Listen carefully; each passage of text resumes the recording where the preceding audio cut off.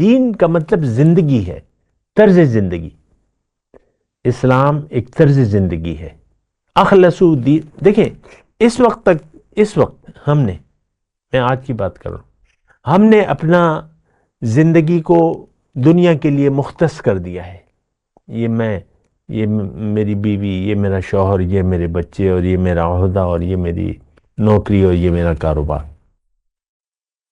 اللہ، تو یہ بات تو یعنی بہت زیادہ جو ہے پریشان کن ہے۔ اخلصوا دینہم للہ، زندگی اللہ کے لیے خاص کر دے۔ ہم نے زندگی خاص کی ہے دنیا کے لیے۔ میں آسان الفاظ میں حتی الامکان کوشش کر رہا ہوں کہ آسان الفاظ میں ہم نے دنیا کے لیے، ہم مخلص ہیں اپنے ظاہری فائدوں تک، کنجوس بنے ہوئے ہیں، مال و جان کو اللہ کی راہ میں قربان کرنے کے لیے بھی تیار نہیں ہے۔ جو کچھ کر رہے ہیں وہ ایک بوجھ ہے یا ایک عادت ہے۔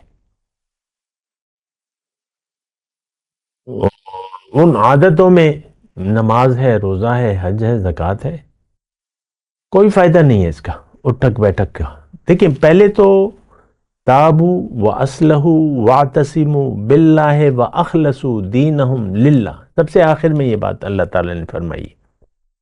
بات ایک ہی ہے کہ تم زندگی اللہ کے لیے گزارو، زندگی اللہ کے لیے خاص کر دو۔ ان صلاتی و نسکی و محیای و مماتی للہ رب العالمین، میری نماز، میری قربانی، میری زندگی، میری موت اللہ کے لیے ہے جو کہ رب العالمین ہے۔